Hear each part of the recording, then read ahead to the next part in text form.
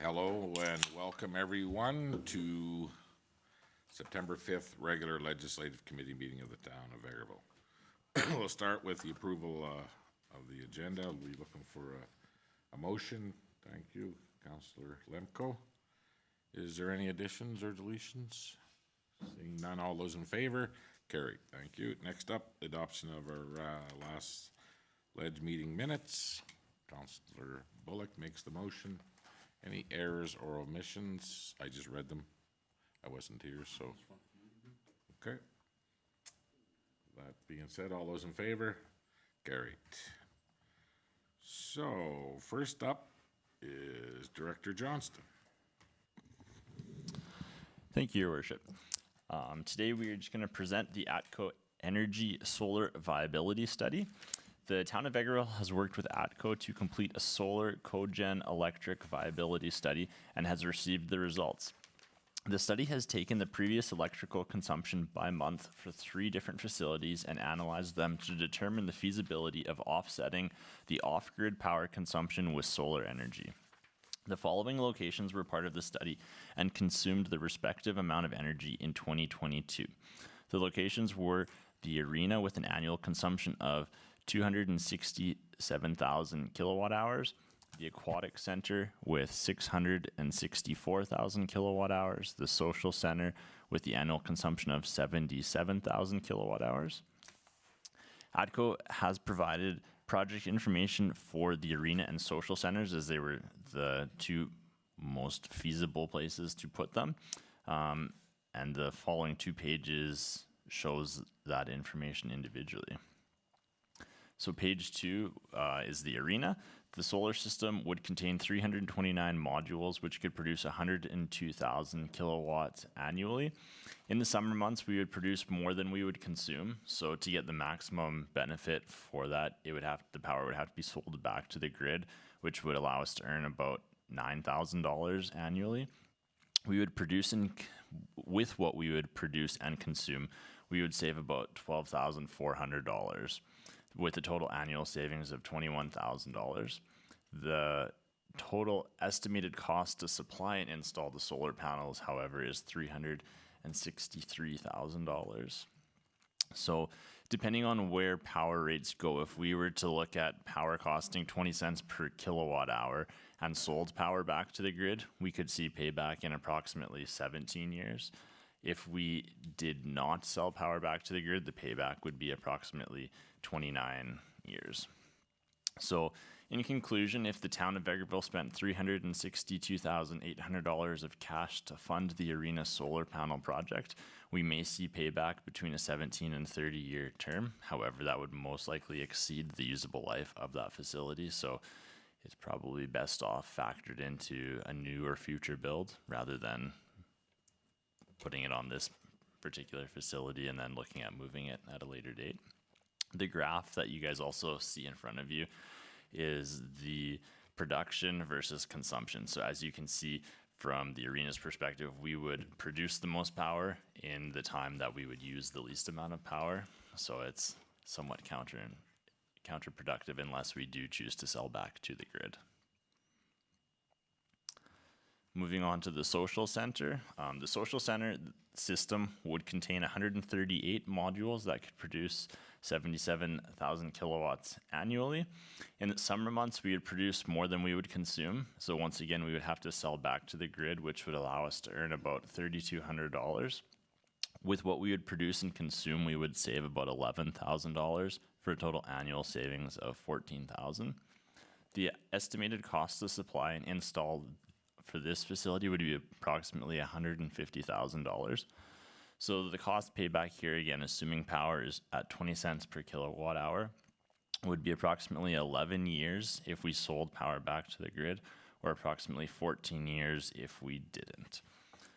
So the conclusion here is that if the town of Vegreville spent $150,000 of cash to fund the social center solar panel project, we may see payback over an 11 to 14-year term. Some of the other factors that play into this project as a whole are that the string inverters must typically be replaced once or twice throughout the 25 to 30 year expected lifespan of the system. The cost payback assumes that cash is used to fund the project and does not factor in the cost of borrowing or interest that could be earned on deposits used to fund the capital. The useful life of the solar panels and system are likely to outlive the useful life of the buildings that they would be installed on, and that the cost savings are based on the utility average of 20 cents per kilowatt hour. So it was a good study to get done just so we could kind of see where things are at, but for the most part, I don't think it makes that much economical or financial sense to move forward with. But if you guys have questions, we could answer them or get you answers. Go ahead, Councillor Bullock.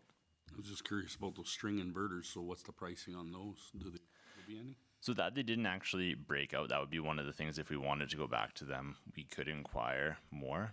This was just kind of a feasibility and preliminary study that was done. And I think at this point, they just look to see if people want to move forward, and we could definitely get those details or wait for a later date.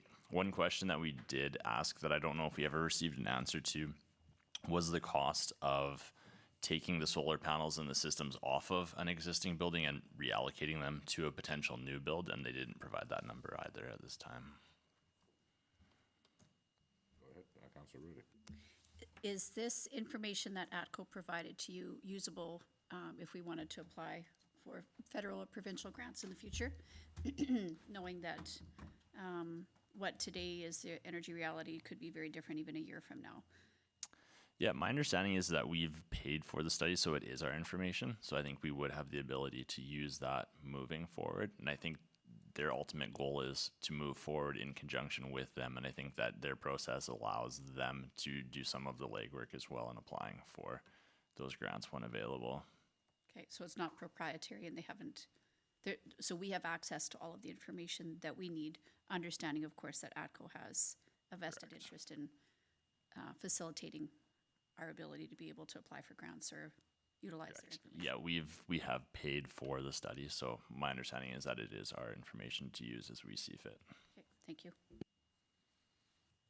Okay, seeing no more questions, well, thanks for bringing this to us, Director Johnson. We know that this is the way that we're going to have to look at our facilities in the future. We have a lot of decisions to make about our aging facilities before we make this type of a commitment, in which we're going to be talking about at budget time and just what our approach will be. But it's nice to see that, based on, the size of the building, the arena, it's the most consumption is when there's not much sunlight, so that really is not the viable of a installation, but the social center and maybe some other facilities in town as we move forward, even here, this facility here, I mean, we have a large flat roof here, and there may be opportunity, as we move forward here. So is there any other questions on this report?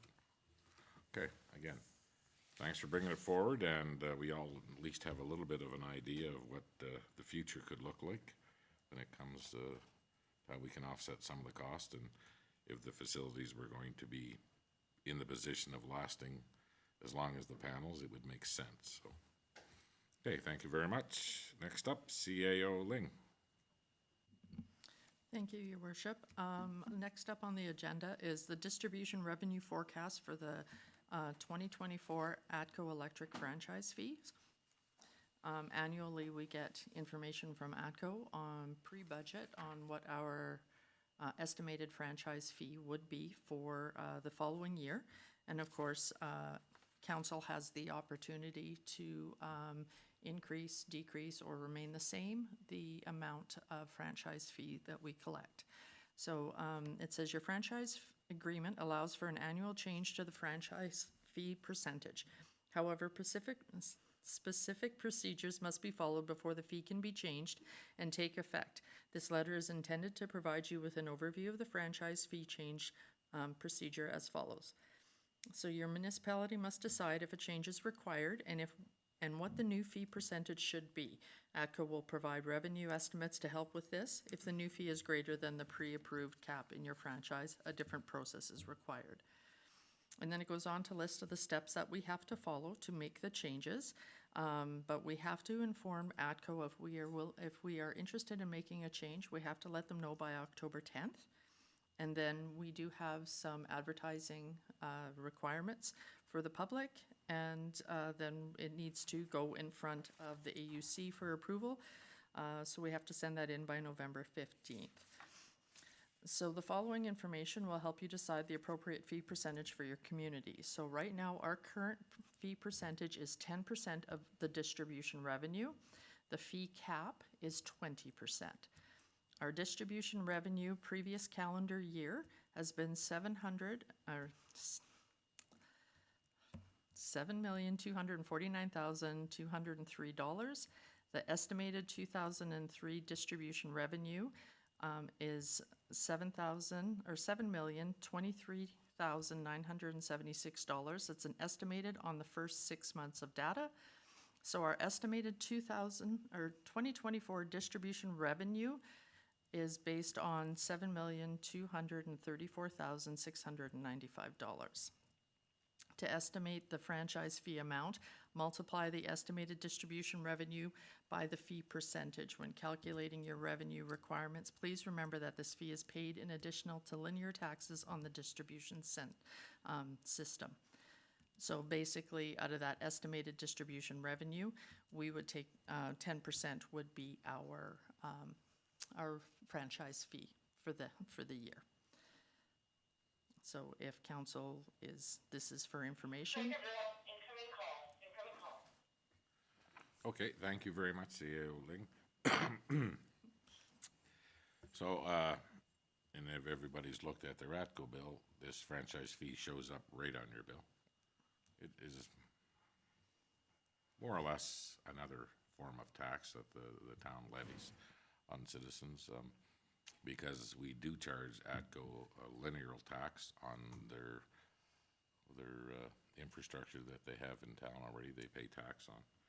So does anybody want to entertain conversation about raising the percentage fee at this time? I know that we are a little bit below the average on municipalities when it comes to the power side. Yes, most municipalities, I think the average is around 12%. Exactly. And on the gas side is different, the percentage, but we haven't received that letter. We should be receiving it shortly. Okay. So if there's no will of council to bring this to the next meeting, to a council meeting for discussion, then we'll just inform admin that we're all fine where we're at this, at the 10% rate on the power side of the bill. Well, we have a consensus of council that we have, but we do not want to change the percentage on that. Okay, we'll inform Okay, our customer service rep. thank you. I would take it that Director Lefebvre had to go fight a fire. That is correct.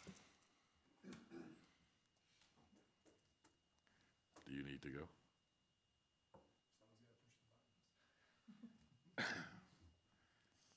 Okay. So next up is roundtable discussion, and we'll start with Councillor Barry. Thank you, Your Worship. Consistent 3 times in a row now.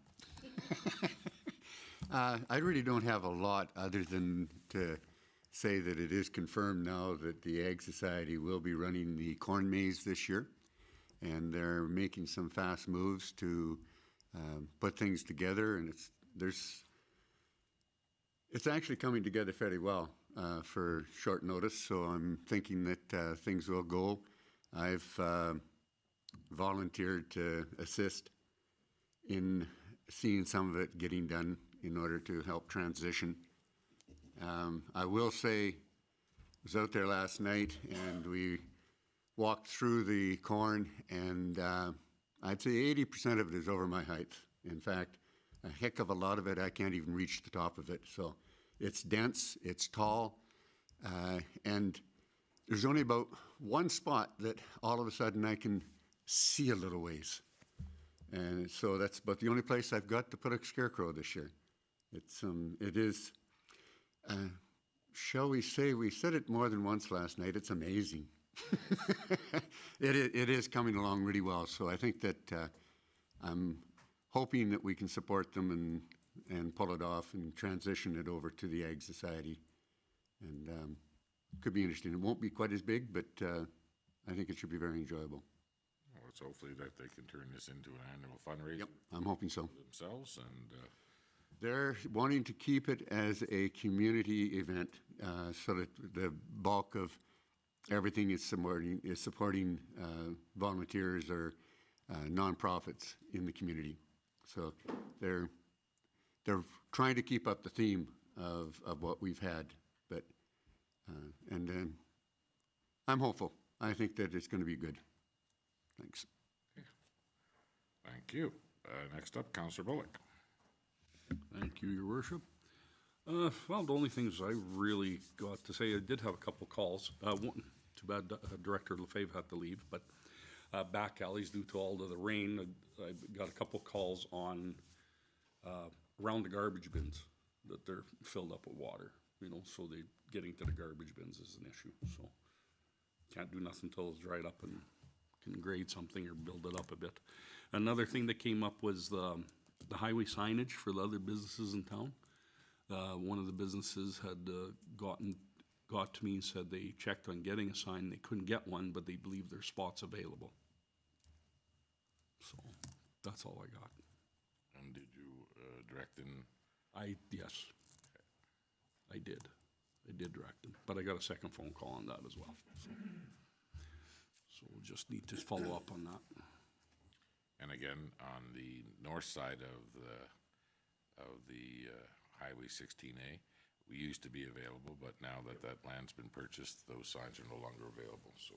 Yeah. Okay, so, too bad Director Lefebvre's not here, but if you want, we can follow up to make sure that that is correct, that they're all taken. Just follow that up. Okay. Thank you. Councillor Warwalla. Thank you, Your Worship.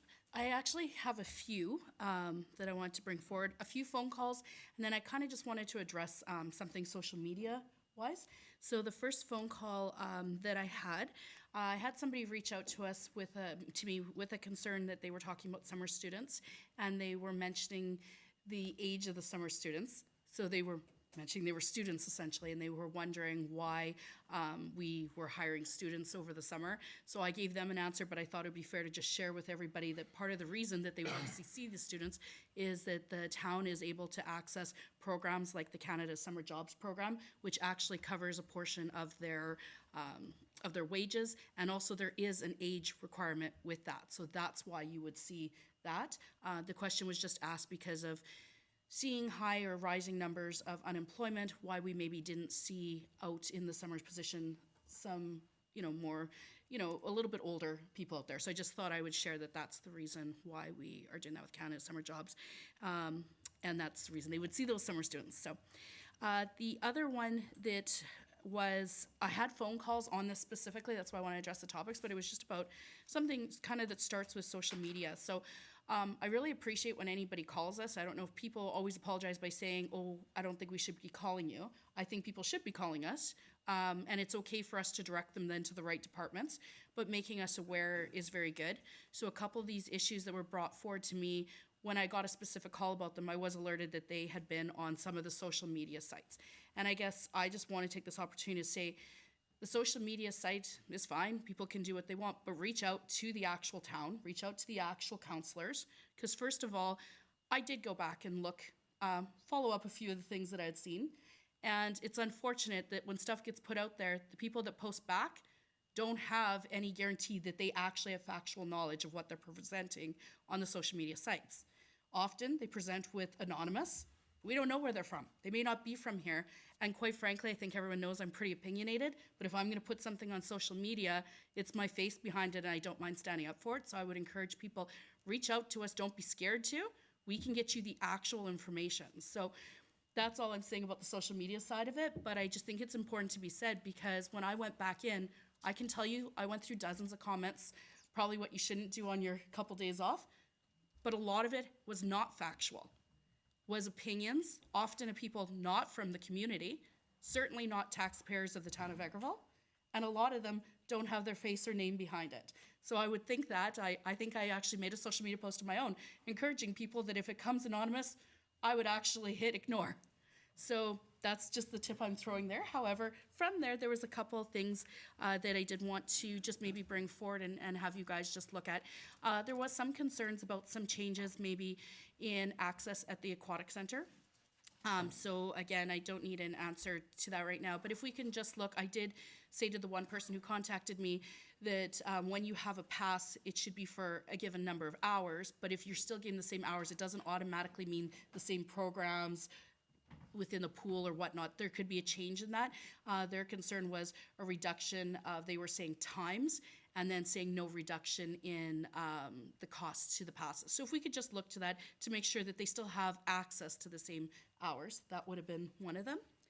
And then the other one, and I may end up having to refer to Director Jameson here if we on this, but it was a couple comments that had gotten people rising up about taxes within the town of Vegreville. And I know we've explained this a number of times, before, and the council has done a number of steps to bring us in line provincially to a better rate than where we had been prior. Certainly, that's something, but I guess the biggest thing I said to the person who contacted me, and they did alert that this was a social media topic, is you have to compare, if you're comparing something, you have to go to an apple, not an apple to an orange, and you have to compare all parts of it. So if you're comparing taxes, you also have to compare what you pay for that home.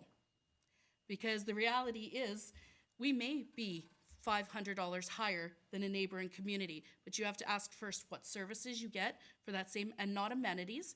Not if there's a mall there, that's not a service by the town. You have to check the services, and you have to check the houses, because in the conversation we had, I had a great conversation with the lady, and we basically ended up determining that our taxes were about $500 higher than the place that she was quoting, but our house price for the same home was almost $400,000 difference. It was huge. It wasn't $100,000. So you need to look at how many years you would take to make up that difference. So I guess what I just want to say there is, if people have those questions, we've put together a lot of information. We've done that in some of our marketing tools.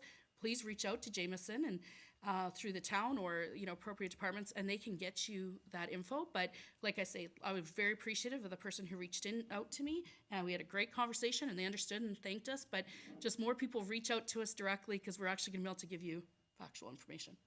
That's all I got. So what you're saying is that on social media, there may be some misinformation. Surprisingly enough, yes. Imagine New that. all the time. And again, I don't get bogged down in it, but I do appreciate when somebody contacts you on it, because it gives us an opportunity to bring that information forward or to direct them to the right department. Because in a lot of cases, the answer back has to be, we don't do that on a day-to-day, but I'll tell you which department to go to. Okay, well, I can't believe somebody would misrepresent the Imagine. truth when it comes to the town of Vegreville. Councillor Rudy, how are you doing? I am good, Your Worship. How are you? Good.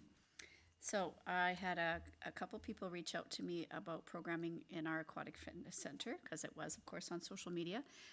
But this was one that was related to that, so I'm sure we'll have further conversation about how programming decisions are made, et cetera. But more specifically to find out about how and who and when ice times can get booked, for example. There seemed to be some concern about who has access and when. And then this week and next are Federation of Canadian Municipalities Board meetings. And so we've had a number of pieces of advocacy that are continuing on as we go into the fall, and the House of Commons will resume sitting, so our advocacy pieces are continuing. But just to pass on some appreciation from the Mayor of Yellowknife, who is also the president of the Northwest Territories Association, just to say thank you to all of those communities that housed those that evacuated from Northwest Territories. It's the worst season that they've had in history, and the fact that they were able to get 70% of their population out of 9 communities out within a week is really quite significant, particularly because a lot of them left not knowing where they were going to end up, and we've had some in Vegreville, in fact. So thank you to all of those that have helped with that process.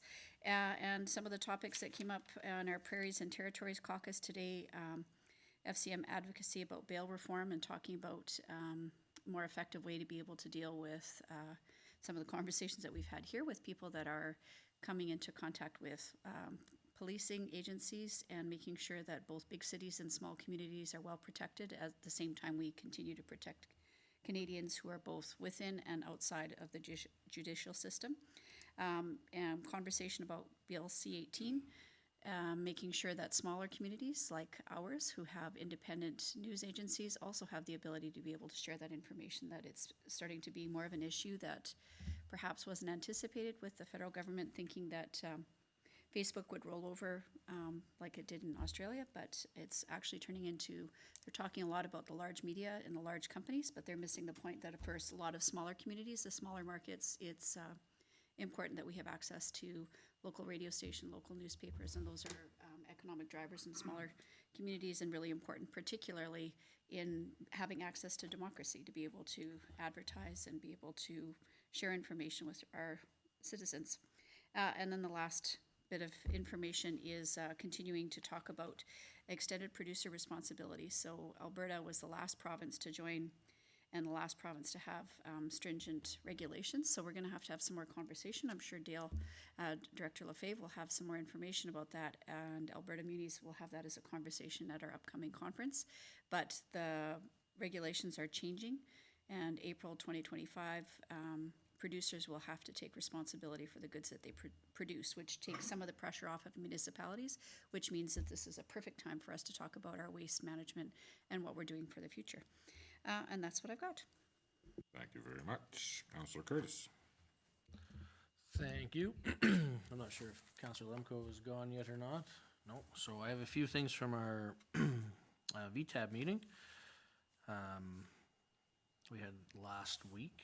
So just getting back to the Go East of Edmonton. So Kevin Kiselevich, who does a very good job promoting Vegreville and making sure that people stop here on their way, on their trips throughout the weekend and whatnot and through the summer. They said that their network traffic, so their website traffic, was up almost like 1,000% this year compared to last year. So people are getting out, they're checking out Go East, and we do have a lot of our events and things that are on there. He has a driving game in there, so it's a driving game. You drive around different cities, you get your pin or your sticker. They had almost 1,000 applicants for that, so that means that most likely there's quite a few people that have come through Vegreville to get their sticker, which is available at the Visitor Information Center. So that is really good. Exciting to hear that. Some stats, because I like my stats. So this is coming out of the Bosanka Park and Campground. So up to August 21st week, up to the 27th, we had 1,636 nights camped. We had nearly 60,000 people counted roaming in the park, so it's down a little bit from last year, but we also had some construction in there that I think deterred a few people, but that's still really good numbers. Walk-ins to the Vic, over 30,000 people. And people counseled, so people that had talked to our staff there regarding information on the town or where to go next, over 22,000 people. So that's really good. Over 6,000 phone calls into the Vic, whether it was to book camping or to ask about Vegreville. Borrow a boat, 378 people. Borrow a bike, 121. And with only a few weeks in, our mini golf, I know it was a bit delayed, but we do have it up and running. 265 people had used the mini golf already, and there was a good turnout for our Alberta Day as well. People were able to golf for free, and there was some food trucks set up, and there was some market, Bosanka Market vendors, as well as a movie night for the kids, where I did a small speech there too, and there was a lot of kids. Not sure they were so interested in what I had to say. They just wanted that screen to turn on, but it was a good outcome either way. Lots of people were there, so good to see that. And that is my report. Thank you very much. Councillor Lemko. Thanks, Your Worship. Been kind of quiet for me on the phone calls. I haven't received any complaints or any kudos. So, but chiming in on Councillor Curtis's comments regarding Alberta Day, I want to send out a thank you to Jameson and Michelle for putting that together on such short notice. We applied for a grant and we received $5,000, and it was put together within, I'm saying, a week to 10 days to get that whole Alberta Day together. And remarkable job. It was well attended, lots of people, lots of kids, and it's what we like to see at our parks. So kudos to Jameson and Michelle and anyone else who was involved in that. I don't have anything else to add, Your Worship. I'm good. Okay, thank you very much. Okay, well, everybody can see that I'm back. I had a few weeks off, and I want to thank Deputy Mayor Councillor Curtis for stepping in and filling the role, and everybody else doing their part. I do have some bad news to announce right now. The Splash Park is closed and probably be closed the rest of the season. The staff went to check the facility and lock the bathroom doors yesterday, and the toilets and the sinks were all smashed. So, doesn't look like we'll be able to get anything done over there in time, and without having washroom facilities, it's probably not the best thing to be open. So, that's where we're at right there. I know we've had a lot of challenges over there this year, and I'm sure that the Lions Club is not too happy with some of the results, but it's not like we weren't trying. And when we have, vandals that want to go ahead and intentionally ruin just getting it back up and running full time and step up and do something like this, it's never good. So if anybody out there has any information, please reach out. You could phone me and I could take it to the right authorities. So let us know. We also had some news today. Trustee Randy Foots from Elk Island Public School Board informed me that the chair, Trina Bomok, has resigned, and she's moving on to put her name in the hat for a larger role as president of Public School Boards for Alberta. And Kathy Allen, the trustee, will be stepping in as the president. That's basically all I have. I've had a few phone calls for sure, and some emails. One email was regarding that I need to change the judicial system, and I better get on it as quickly as possible. Some residents, a resident in town was sprayed with bear spray and was very upset that that person that had done it was back as her neighbor by the morning. And again, there needs to be changes in the justice system, but here to inform everybody, as a municipal council, we keep lobbying the Solicitor General, the Minister of Justice, every chance we get that without these criminals having, having any repercussions for what they do. But if we could change it, we would. So that's what I have. Next up, we have Director Highlights, and we're going to start with Director Johnston. Thank you, Your Worship. For the most part, there's not a lot of highlights out of our department as of right now, just doing the day-to-day things. We've off-boarded a lot of the summer students that Councillor Warrow was speaking of, and we'll finalize our Canada Summer Jobs grant so that we can recoup some of the funds through that program. And then a lot of the other projects that we've been working on will be discussed tomorrow at our council workshop, and you'll see kind of what we've put together then. Excellent. Tomorrow is a big day. There's a lot of information that's going to be shared tomorrow, so looking forward to your presentation. Director Lefebvre is no longer here. He's out fighting a fire. That is correct. He is attending a structure fire. Okay. The CAO highlights will be basically captured in tomorrow's workshop, what you've been doing up till now, and it's been very busy. I get that, so. I do have a small report. Oh. Well, then, by all means, don't let me stop you. Thank you, Your Worship. Just a couple highlights from the last couple weeks.